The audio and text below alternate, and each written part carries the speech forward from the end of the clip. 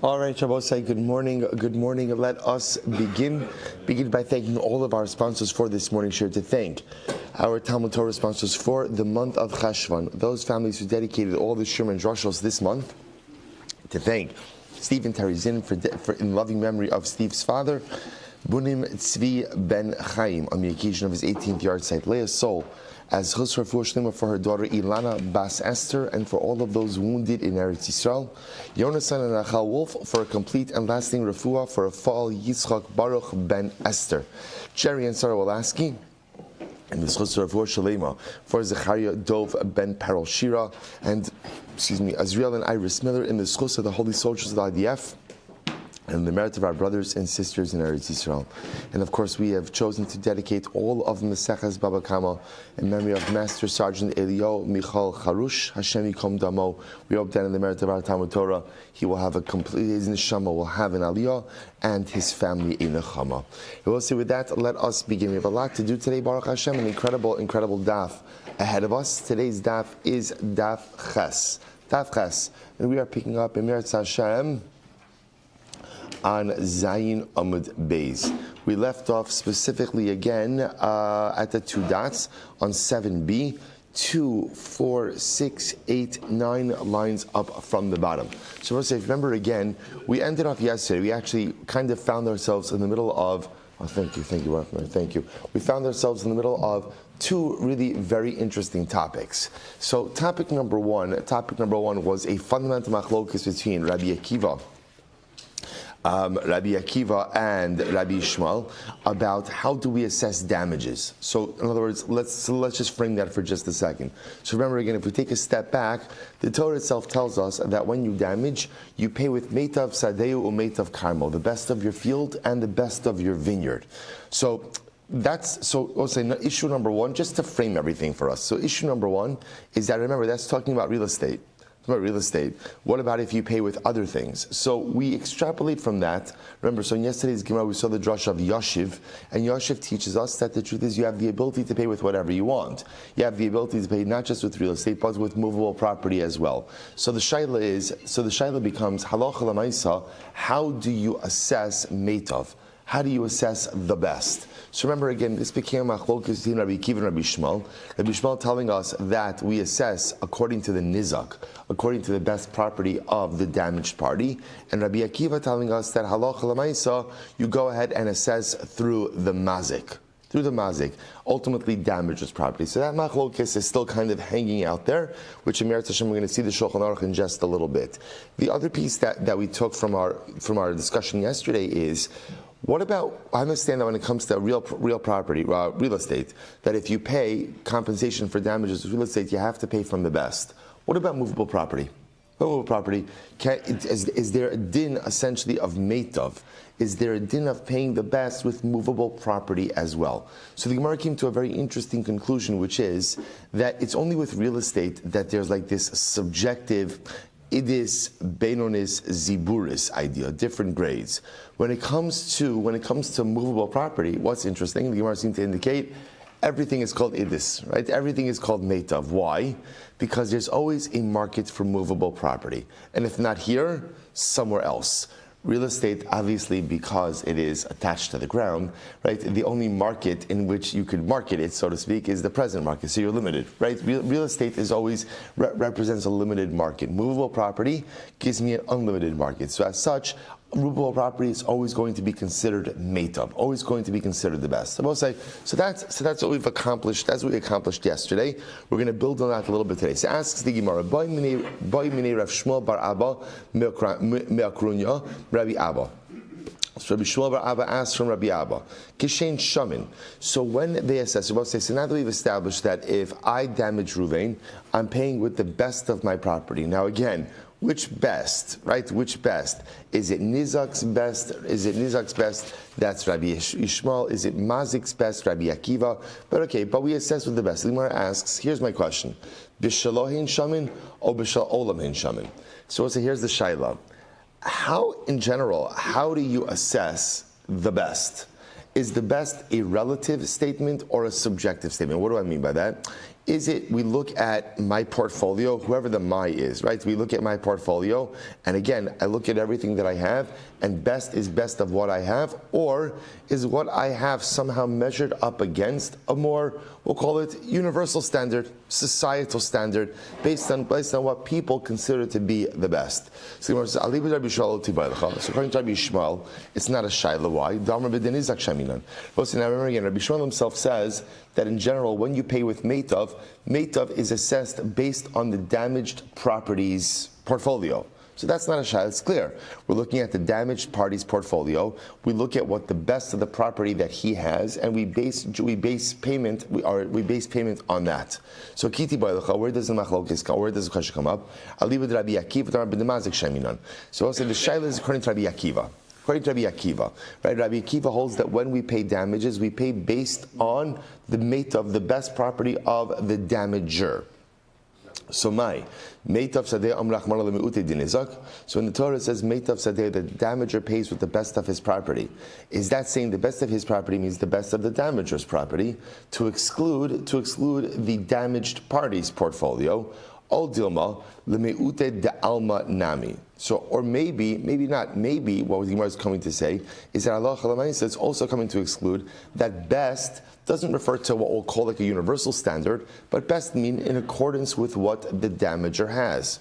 Amar le Rachmana, so the Torah Amar le, so he says Rachmana Amar meitav sadeu va'at Amar b'shel olam hinshamin.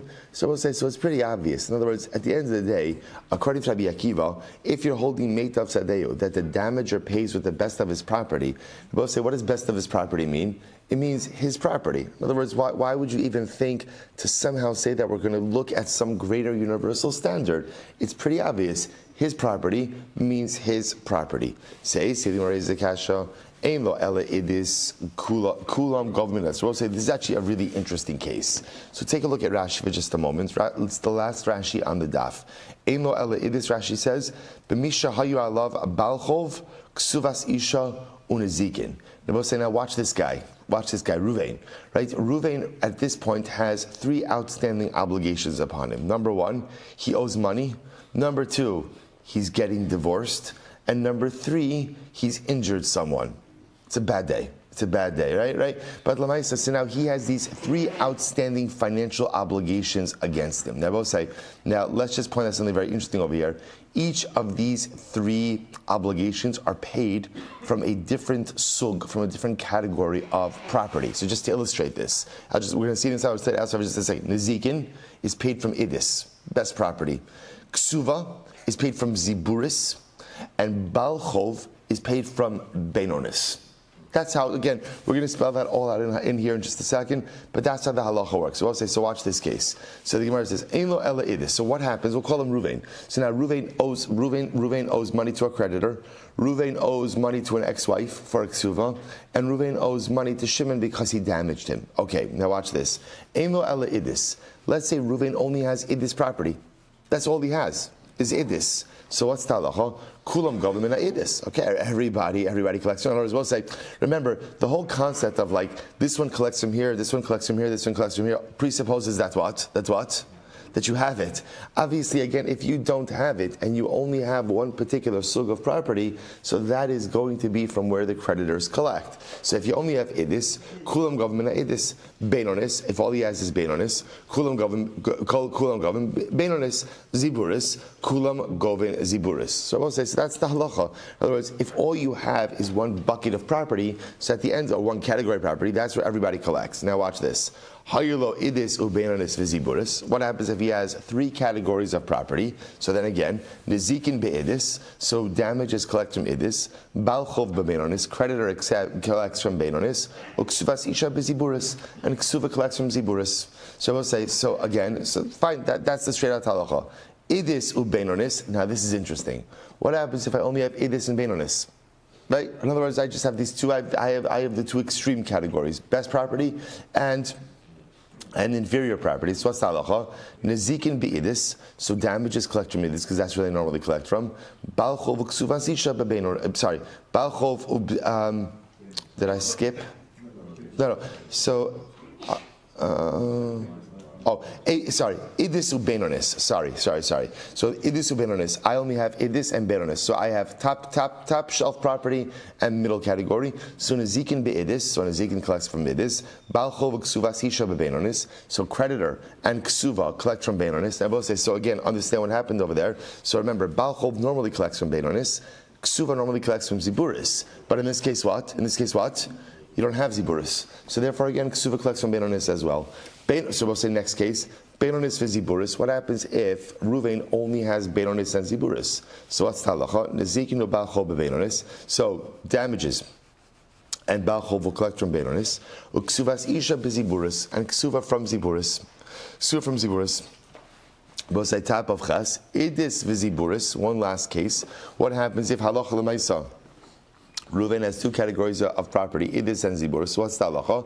Nezikin be'idis, nezikin will get from idis, u'balchov ksuvas isha beziburis, and balchov and ksuvas isha ultimately will get ziburis. Now I will say, now this is interesting. So why is it, so ksuv, remember, so nezikin is always from idis, ksuva is always from ziburis. What's interesting is, what do we do with balchov? Instead of kicking balchov up, we kick balchov down. Now we're going to see the reason for that. Rashi already here highlights it. Look at the top Rashi on the daf. Idis ziburis nezikin beidis ubalchov ksuva sesha beziburis. The midaraisa balchov beziburis kidel kamon. V'rabbanan hu detikon leba beinonis mishum neilas delis bifnei or lovin. V'hecha deles le beinonis les la takantas. So this is actually very interesting. We're going to see that midaraisa. We're going to say just a few lines from now. Midaraisa, a balchov really only collects from ziburis. That's really the halacha. We'll see where that comes from. Chazal stepped in and said, listen, if, both say in general, lending money to another Jew is not a profitable endeavor, right? It's what I'm obligated to do, but it's not profitable. I can't charge interest, right? So as it is, there's always a concern of, and by the way, add to that, Shemitah cancels the debt. So it's not easy to lend money to another Jew.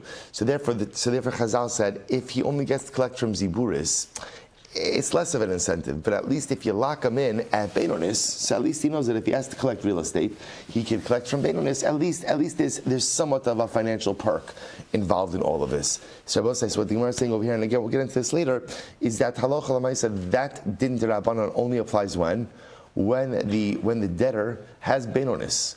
But if the debtor doesn't have Beinonis, all he has is idis and ziburis, then essentially we go back to the D'oraisa default, which is that a creditor collects from ziburis. Okay, that's that halacha.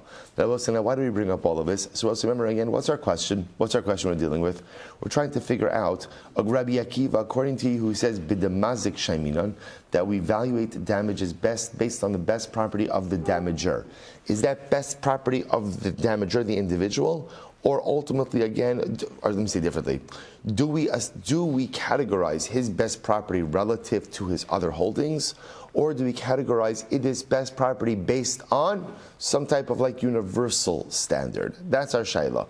So the Gemara says, Katani miha mitzia. So we'll say the most important case to take out of all of this, vis-a-vis our question, is our middle case. What was our middle case? Beinonis v'ziburis. So remember again where Ruvain had Beinonis and Ziburis. We'll say, what was the halacha in the case of Beinonis and Ziburis? So the Gemara says, Nizikin ubachov bebeinonis. So in that case, again, damages and creditor take from Beinonis. Uksuvas isha beziburis. And ksuva takes from Ziburis. Now watch this. V'i amrit b'shalohein shamin.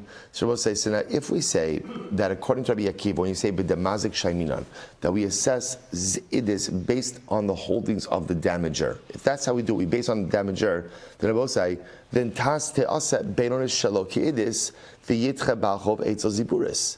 So I will say, if this whole thing, right, if the assessment is subjective, based on the damager, then I will say, if you have a case of where Ruvain has Beinonis and Ziburis, so what should we say? If these are his holdings, I will say, then what should you say? The Beinonis really becomes what? Idis, because it's his best property that he has. The Ziburis effectively, well, the Ziburis could either remain Ziburis or become Beinonis, so that doesn't matter as much. What matters for us is, if this is his best, then what the Welt, so to speak, calls Beinonis, for him becomes Idis. Now the fact that we'll say that doesn't happen indicates, so the fact that a guy, so essentially what the Gemara is saying is like this: if categorizations of Idis, Beinonis, and Ziburis are just totally subjective, then essentially every single person always has what? always says idis. Right? Because what does idis represent? Idis represents the best of what you have. The best of what you have. So the fact that we don't have a category like that, but that halacha lamaisa, there is this concept of someone just having beinonis and ziburis, would seem to indicate that we're using some type of what we'll call like universal sounds too big, but we'll call societal categorization and not just simply a subjective personal categorization. To which the Gemara says, no. Hakamaskina, what's the case here? Kigon shahaisalo idis umachra. The Rabbi say, so the case over here is where Ruvain, the guy in question, he had idis. No, he had objective idis, beinonis, and ziburis, and what happened? He sold it. So now I will say that's why he has these other categories, because at one point in time he did possess idis, but now he sold it off. Rashi says over here, machra la'achar halva. So we'll say, so here's what's happening over here. So Ruvain had idis, beinonis, and ziburis. He borrowed money. He's a creditor. He's a debtor, excuse me. And now what happened? After he went ahead and he borrowed the money, so we'll say, now remember again, now there's a lien against property after the loan was made. So we'll say that's the case. We're talking about a case where he had idis. He sold off, right? And then at the time he had idis, he borrowed money. Because he borrowed money again, there's a lien against his bain on his property. He subsequently sold off the idis, but the lien on the bain on his property still remains. Incredible. Hachanayim Mistarba, this seems to be clear. Mediktani Achrisi, since there's another case that says as well, bainonis viziburis, if a person has, right, Ruvain has bainonis and ziburis, so nizikin bebainonis, ubal chov uksuvas isha biziburis, right? Ultimately again, so what's going to be the halacha? That Beinonis and Balchov, Balchov and Ksuvas Isha from Ziburis. The Gemara says, Kashina Adadi, but they contradict each other. To which the Gemara says, Elo lav shmamina, Kansha haisalo idis umachra, Kansha lo haisalo idis umachra. Ultimately, again, I will say, so you see that there's a distinction. What's the distinction here? The distinction ultimately, again, is that halacha lamaisa, one is talking about where he had idis at the time that he sold. He had idis and he sold it, and one is talking about a case where he didn't have idis and he sold it. So I will say, so therefore, what the Gemara is making the following distinction, which is quite fascinating. In general, the Gemara is suggesting we do go ahead and use a subjective determination, right? Idis, beinonis, and ziburis is a subjective categorization based on a person's personal holdings. So if that's the case, then I will say that halacha l'maisa, how can you ever have a case of where a person just has beinonis and ziburis? Doesn't the beinonis automatically become idis? No. You know when that would happen? That would happen when a person did have idis, beinonis, and ziburis, engaged in a transaction, created different liens on different property, subsequently sells off the idis. So even though the idis is no longer there, the categorizations don't move. Why don't they move? Because they are already encumbered. So again, if they're not encumbered, then einachinami, everything shifts. If they are encumbered, then they remain as they are. Incredible. I will say the other possibilities as well. It could be that both cases are talking about where he didn't have idis. Right? Good. Yeah, I will say, so again, we're contrasting that last case where it says Beinonis viziburis, person just has Beinonis and ziburis, Nezikin bebeinonis, Balchov ksuvas isha biziburis. That contradicted the previous case. Now we're just trying to figure out how do we resolve it. Could be that both cases where you never had idis. Velo kasha, and there's still no contradiction.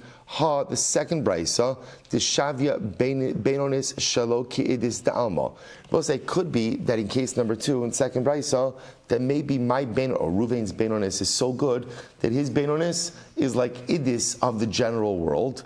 The kan, and I will say ultimately again the first brisa, that ultimately again his beinonis was not as valuable ultimately again as the idis of the world. I will say another possibility of resolution. Both cases. Maybe I will say both cases, both prices are where my beinonis, right, Ruvain's beinonis is considered to be, or I should say, meets the standard of universal beinonis. V'hacha b'hapligi. And both say, so what's the machlokes? Mar savar b'shalohin shamin, or mar savar b'shalol shamin. So I say, now we come full circle.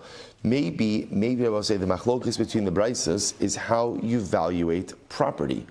Do you create idis, beinonis, ziburis categories based on a subjective metric? In other words, we look at all of Ruvain's holdings, and based on Ruvain's holdings, right? Well, so let's say Ruvain owns 3 fields. We look at the 3 fields. We say, okay, it looks like here's your best field. That's your idis field. Here's your middle grade field. That's your beinonis field. Here's your inferior field. That's called your ziburis field. So do we evaluate this property like that, or no? Do we look at Ruvain's holdings and say, let's measure this against some type of societal standard, and based on society, this is going to be this is going to be this is going to be that, or it could, for Rabbi said, what's the nafkamina? The nafkamina is, once we saw, if you're using a personal standard, so Reuven is definitely going to have what?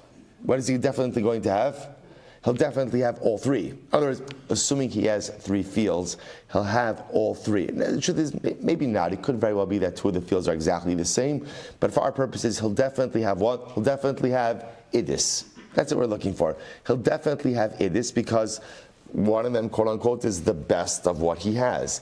If, however, you're using what we'll call a universal or societal standard, he may not have idis. He may not have idis. And that can be the reconciliation between the brises. Ravina says, no. Both says, because what I said before, in reality, they are arguing about Ula. Rabbi said, now what did Ula say? Both said, this is incredible. This is a very, very, very important Gemara. The Amr Ula. Devar Torah. This is what we spoke out on the top line of Chesam Dalef, the top line of this daf, and in the first Rashi. Ula says, Midaraisa Ba'chov B'ziburis. We'll say Midaraisa Ba'chov only collects from inferior property. Now, where do you get that from? Listen to this. Shenemar Ba'chutz Ta'amod Va'ish Asher Ata No Shebo Yotzi Elecha Esa Avot Hachutza. Now, I will say the context over here is something totally different. The context over here is, I lend Reuven money. So the halach is, I want collateral. No problem with that. What does the Torah tell me? The Torah tells you that when you go to get collateral, wait outside. Wait outside. Do not walk into the debtor's home in order to take the collateral. Wait outside. And you go ahead and wait for him to bring you whatever collateral he wants to bring. I will say, this is part of the general motif of tzedakah, which is, it's not just what you give, it's how you give. It's how you give. And I will say, again, maintaining the dignity, I will say it's also very important. One of the things I see, I learn from many of you every morning is, when the holy Jews come around collecting money, I'll say, it's very beautiful to see. I think it's something very special. Like, that many people they give with eye contact and the smile. And the good morning. And I get to see this. My Shwar Hashem sits right in front of me, so I get to see him. He would think he's best friends with every single guy coming around. I'll say it's so important. It's so important. You could go ahead. People avoid eye contact, and they put out they put out the what do they call the blue paper? Script, right, or the dollar. I'll say, like keeping their eyes on the sitter. 30 seconds ago, that guy was checking his email in the middle of Shemona Esrei, right? And now suddenly I can't take my eyes out of the sitter.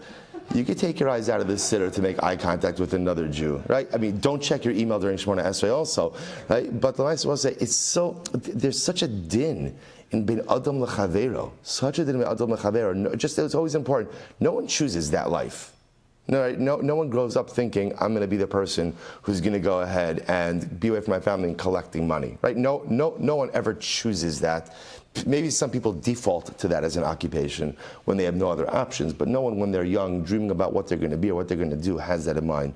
You don't have to make a person feel worse about a difficult financial predicament. So much of giving, it's not about how much you give, but it's the attitude you take to the person who you are giving to. So the Gemara says over here something amazing. The Gemara says, okay, I lent Reuven money, so now he owes me collateral.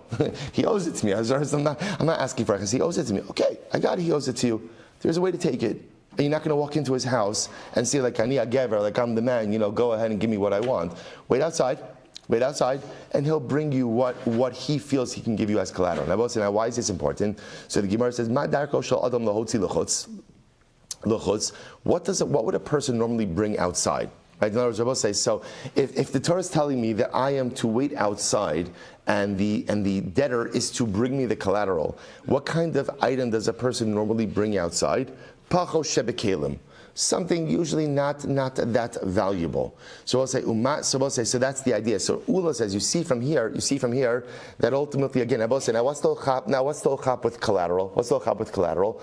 The chap with collateral is that halacha l'maisa, in the event that the debtor can't repay, what do I do with collateral? What do I do with it?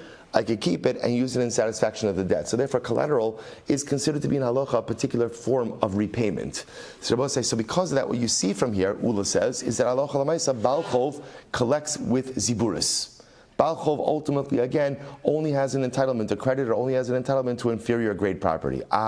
So the Gemara says, Umatam amru Baal Chov bebeinonis. So we'll say, so why did Chazal say that a Baal Chov could collect with beinonis, middle grade property? To which the Gemara says, Kadei shelo tino delis bifnei lav. And as we saw before, that halacha l'maisa again, if a person knows they can only collect from ziburis, maybe they're not going to be as excited to lend. Therefore, again, halacha l'maisa, Chazal said, collect with beinonis. That way it incentivizes the creditor a little bit more. So the Gemara says, Mar islay takanta du ula or mar lesay takanta. So we'll say, so again, as much as Ula puts this forward as halacha l'maisa, it's quite possible that there's an actual fundamental machlokes as to whether or not this takana, do we accept this takana or not accept this takana. So we'll say, but what is interesting to note over here is everyone does agree that mid'araisa, Baal Chov only collects with ziburis. That's what everyone agrees.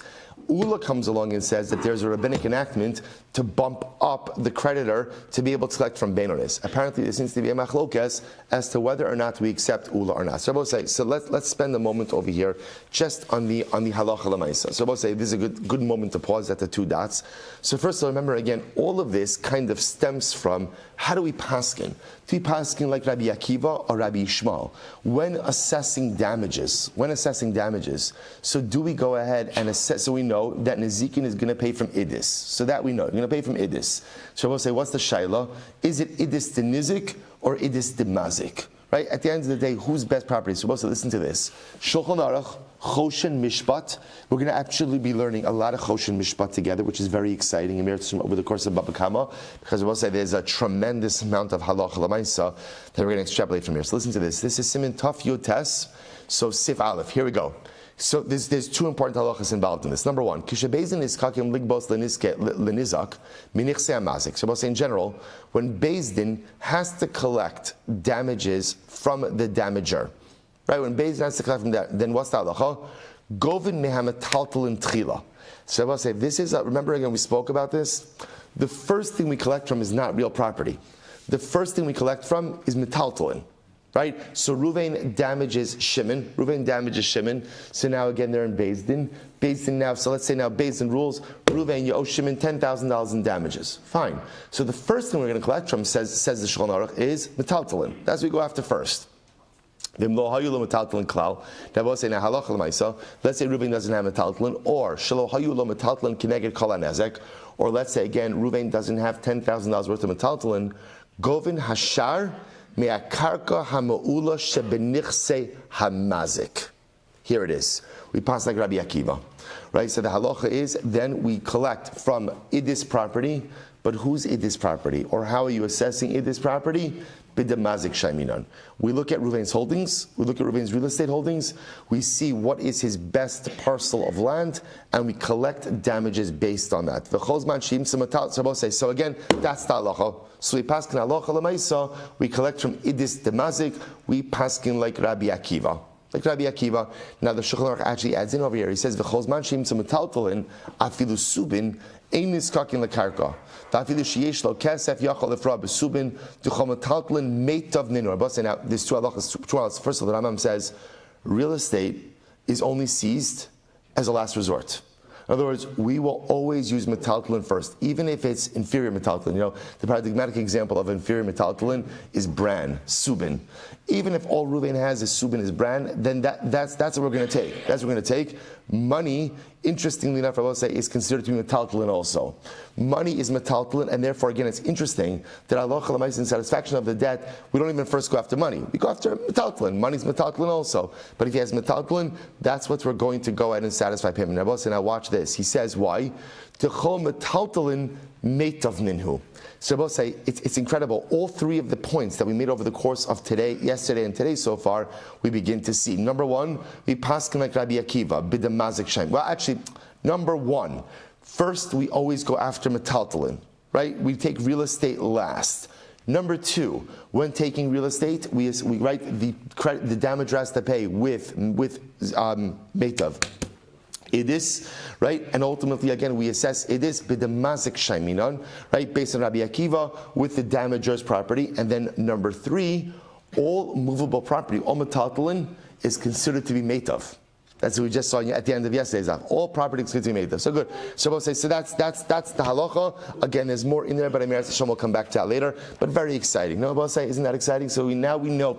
Again, this is like damages 101. Now I begin to see exactly what's happening over here. Collect from metaltalin first. Money is considered to be metaltalin. If there's no metaltalin, collect from real estate. What type of real estate? Idis. Who's idis? B'damazik shaimina and Rabbi Akiva. But don't have to pay meitav for everything. Yes, but metaltalin is always considered to be meitav, always considered to be idis, as we saw before, because there's always a market for it. Incredible. Tanrabanan. Let's go back to Tanrabanan. Another case. Machar la'acher o l'shlosh. Sorry, machar la'echad o l'shlosh b'nei adam kecha. So we'll say now. Watch this. Interesting case over here.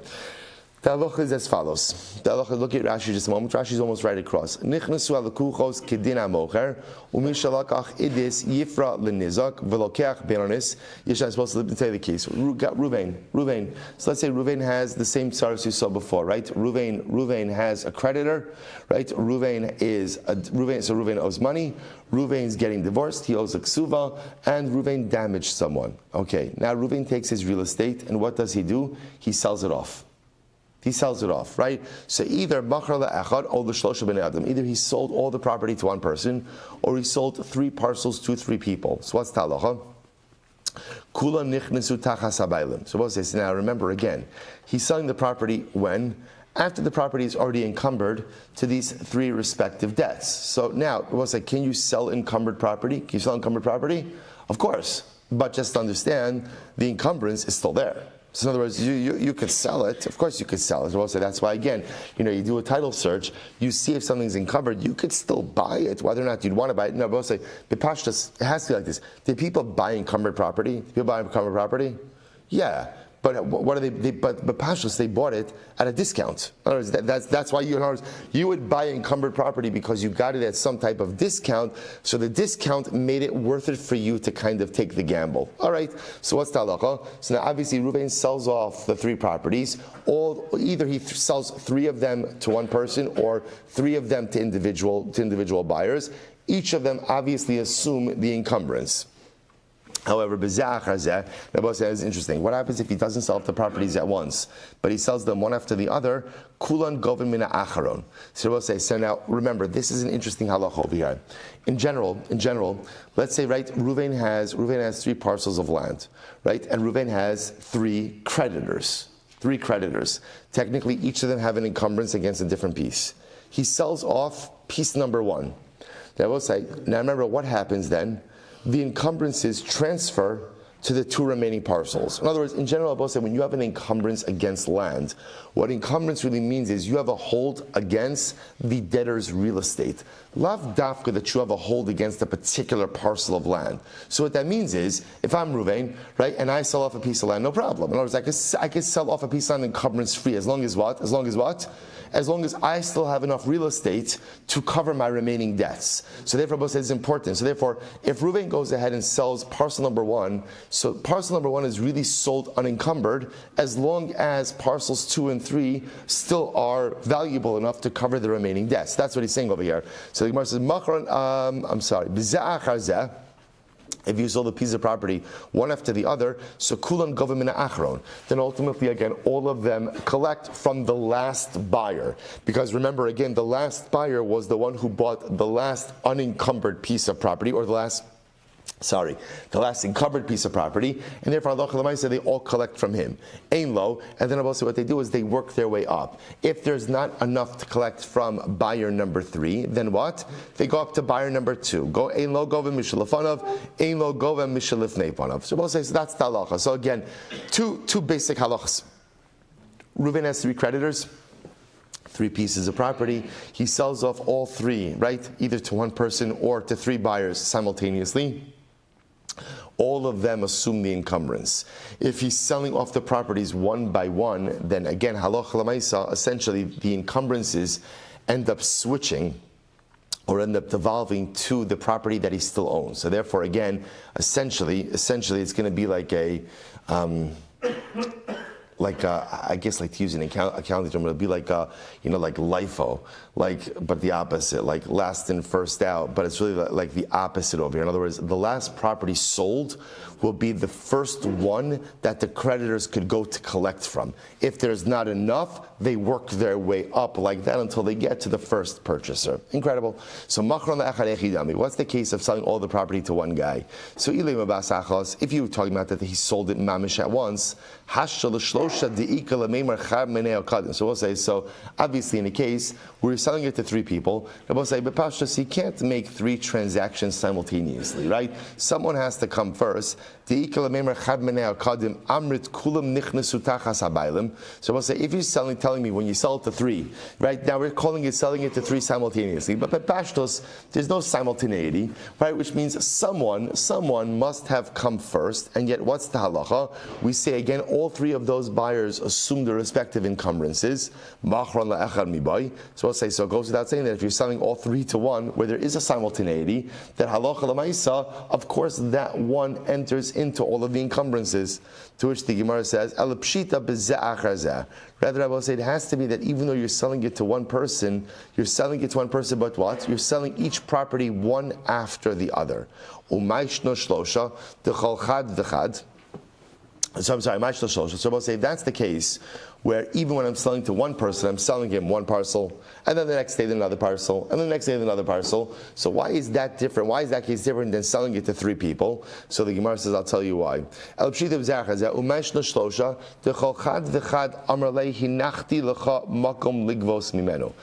here's the difference, because when you sell it to 3 people, right, each potential purchaser could say, listen, I left you, can say to the creditor who comes to collect the land, I left you land to collect your debt from. Leave me alone.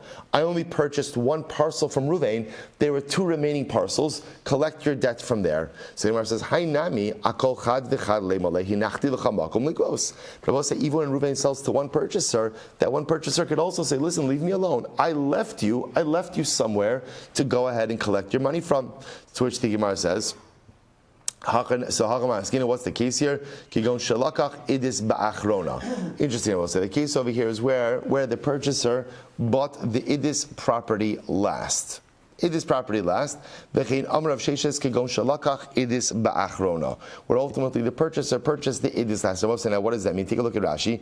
Shalakach idis ba'achrona denecha leila mesav lahu ki denaihu v'lo lezlo basar idis. So both say this is actually interesting. The case is where the purchaser bought idis last. Now both say, now technically speaking, if you purchase idis last, that means where could all of the creditors collect from? Where do they all collect from? Idis. In this case, what the Gemara is saying over is something very interesting. They will say, so just imagine the following situation. Reuven has, we're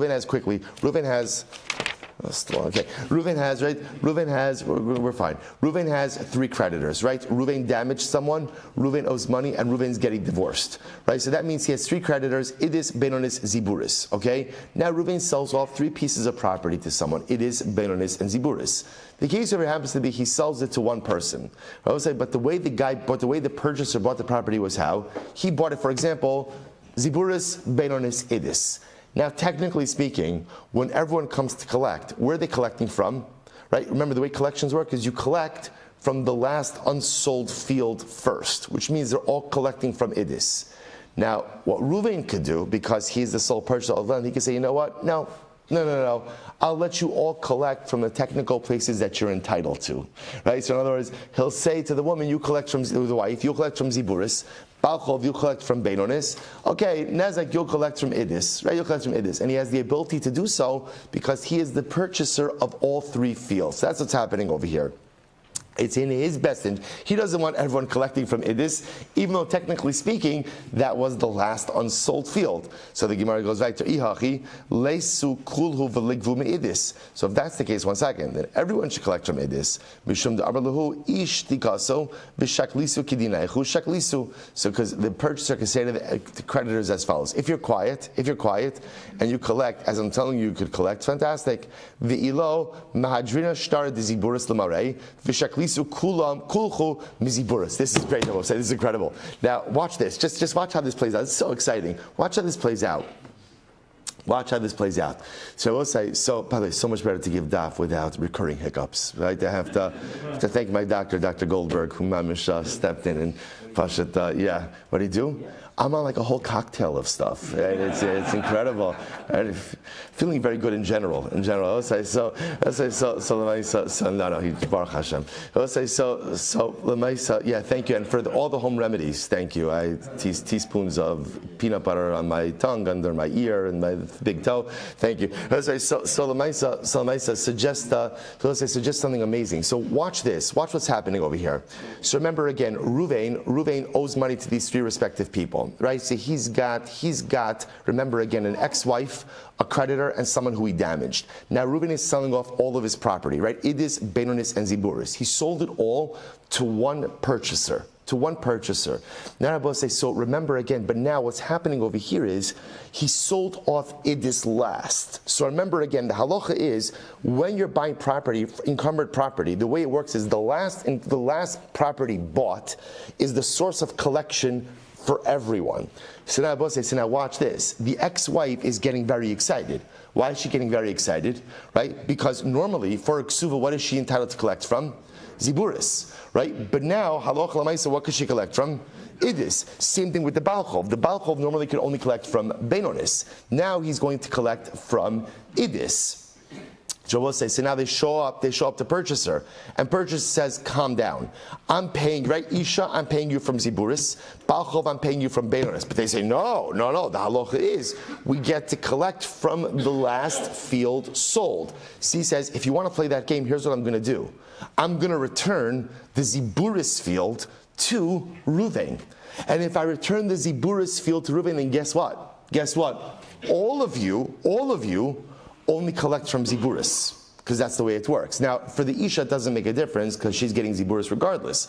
But for the Balchov and the Nezikin, it makes a tremendous difference. So Reuven is interesting. So Reuven has the ability to say, either you accept collection as I want to give it to you, which is according to normal categories, right? Or I return the Ziburis field, and all of you are relegated to Ziburis position collectors. Incredible. So fascinating.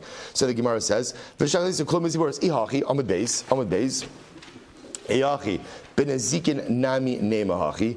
If that's the case, Rabbi say again, he could do that by nezikin as well. To which the Gemara says, Elahacha mayaskinon biyasmis. Interesting, Rabbi say. Rather, we're talking about over here where the case of the borrower, the case of the lova, the case the borrower died and he left behind Yisomim. Delav b'nei pira'oninu. Because Rabbi say, remember again, Yisomim in general are not obligated to pay back the debts of their father.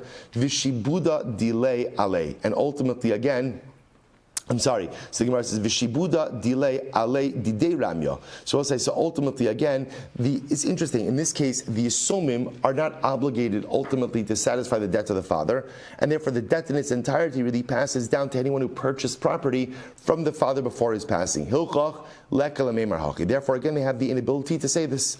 El mishum da'amar lahu taima my amrabanan ein nifra min nechasim mishubadim b'makom sheyesh b'nei chorin. Mishum takanta didi. They both say, rather, what could happen over here? What the purchaser could say is like this. That in general, the halacha is, they're both saying, this is an important halacha, you can't collect from encumbered property in a place where there is unencumbered property. Right? They both say, that's the halacha. So ultimately, the purchaser could say, why did Chazal make that takana? That takana is to protect me, the purchaser. Right? Because again, I will say, to protect me, the purchaser. Ana, bahata kantalo nechale. So the purchaser could say, I don't need a takana. I don't need the takana. In other words, we're both saying, so the takana essentially says you can't collect from unencumbered from sold property when there's unencumbered property, right? You can't do that. You can't do that. So that protects the purchaser. And therefore, in that case, what that says is, all of the creditors, when they show up, they could only collect from the last property purchased. Now, the purchaser could say, thank you, Chazal, for that takana, for protecting me. I don't want the takana. I don't want takana. Instead, I want to pay back these people in accordance with their actual halachic categorical designations. I want to pay back the Isha from Ziburis, I want to pay back the Balcho from Benonis, and I want to pay back the Nezikin from Idis, right? This is the last field anyway. So we're saying you could do that. Why? The Gemara says, Kidrava, the Amarava, Ha'omer efshi betakanas chacham kigonzu, Shomelo. Rabbi says you could do that. If Chazal made a takana that benefits you, and you choose to pass on the takana, ultimately you have the ability to do so. This is very important. Now Gemara says kigonzu, like this case. What's kigonzu? So Gemara says my kigonzu kidrafuna dam rafuna yicholi isha shetomer lebayla eni nizonis ve'eni osa. So we'll say, for example, Chazal instituted that halacha lamaisa, a woman gets mizonos, right? And in kind of like not as a quid pro quo, but reflecting the fact that she gets support. What does she have to do? She gives her ma'aseh her earnings to her husband. So she could say, thank you, but no thank you. I choose to keep, thank you for making the takana, but I choose to keep my earnings. I choose to keep my earnings and not to be supported by my husband. So she could do that. So therefore, I will say, same idea over here. So purchaser, in other words, in general, we have purchaser protection. Purchaser protection says, if there is unencumbered property, you can't collect from sold property.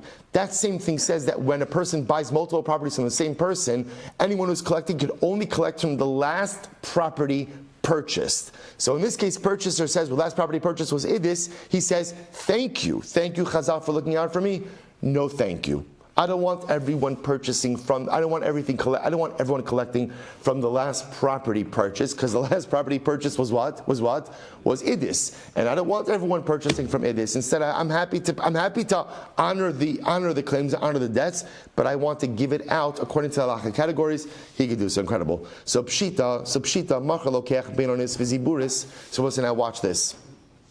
This is now another case, Rabbi say. So again, Rabbi say, ultimately, again, this is where you have a guy, right? So remember, Ruvain was the one with all the outstanding debts. Ruvain sells his property to a buyer, and I will say buyer number one now sells it to buyer number two. So pshita machar lokeach benonis v'ziburis b'shir idis lefanav. So I will say, so now buyer number one sells to buyer number two. So it's pashit that ultimately, again, if buyer number one sold benonis and ziburis and held back idis for himself, so so remember again, when buyer number one sells to buyer number two, so when everybody comes to collect, ultimately they're coming to buyer number one, right? There's an order. The same way, first you go to collect from debtor himself, and then only if he doesn't have any unsold properties, you go to purchaser. So too, again, you go to purchaser number one before purchaser number two. So if purchaser number one has any property still that he bought from Ruvain, whatever it is, even if it's Idis, that's where everyone's going to collect from. So the Gemara says, Daha achronahi o benonis v'ziburis les nu gabe, because all he has is Idis, is no more benonis and ziburis. So the Gemara says, Dematzi lemeimar lehu mi benonis v'ziburis, Sorry, skip. So v'shir idis lefanav leisu kulu v'legbu me'idus. Everybody can come and collect from idis a purchaser number one. Daha achronahi ubenonis v'ziburis lesnu gabe. And ultimately, purchaser number one no longer has any benonis and ziburis. The matzi lemeimar, he can say to them, gavu mi benonis v'ziburis. Now, purchaser number one could still choose to go ahead and say, I'll pay you guys, but I'm going to pay you for my own Benonis and Ziburis, and I appreciate the fact that there's a takana that's protecting me, but I don't want the protection. I don't want the protection because the protection will result in me having to pay from Idis, and I don't want to pay from Idis. Aval, Machar Idis is Shir Benonis Ziburis, but if halacha l'maisa again, purchaser number one sold off Idis and he left for himself Benonis and Ziburis, so what's the halacha? Mai, Savra by the Memar, asu kulu gavme idis. Abai says everyone gets to collect from idis. Sounds like from purchaser number 2, right? Aval amalei Rava ma machar rishon l'sheni. What did purchaser number 1 sell to purchaser number 2? Kol zichus shetav yado. Both again, when you sell property, you don't only sell property, but you sell any affiliated right with that property as well. And if the creditors were to come to purchaser number 1, matzi agbile mebenos v'ziburis, they could collect from benos and ziburis. Va'afapi techizabni benos v'ziburis akati idis b'nei chorin havi. And even though he sold off the benos and ziburis, there is still unencumbered benos. So we're saying halacha l'maisa, the general klal is wherever there is unencumbered property, you can't collect from encumbered property. And we'll say that would apply in the case of even where purchaser number 1 sold off property to number 2. So even though again encumbrances are transferable, but if purchaser number 1 still has property, that's going to be the address before anyone goes to purchaser number 2. To which the Gemara says, "Matzi amarle lo nechale b'hai takanta." Ultimately, so once again, he could say, "Thank you for the takana that protects me," but at the end of the day, I don't need that protection. Lokeach sheni nami matzi amarle gabi. So the second purchaser could also say, "Matzi amarle gabi benonis v'ziburis." Collect on benos and ziburis. Techizabin lokeach sheni, because ultimately again, when the second purchaser purchased the property, adaita de kol zechusa de havelei rishon pegava zabin. I will say when you purchase something, this is very important. When you purchase something, you are not only purchasing property, but you are purchasing any associated rights or obligations with that property. Therefore, halacha l'maisa, purchaser number 2 essentially goes ahead and assumes all the responsibilities of purchaser number 1. So we'll have to stop over here for today. I apologize that we did that last piece a little bit quickly, but I will say what we begin to see is something very interesting. That halacha l'maisa, first of all, the same categorical designation as a primary debtor has are transferred over in any property sales. That's what we begin to see. Not only that, but even if purchaser goes ahead and subsequently purchases or sells, those same encumbrances keep transferring and transferring and transferring. That's number 1. Number 2, whenever there is unencumbered property or unsold property, that becomes a source of repayment, even if categorically it's an inferior source of land. And number 3, when Chazal make a takana for your benefit, if you choose to pass on that takana, you have the right to do so. We'll say, shkoyach.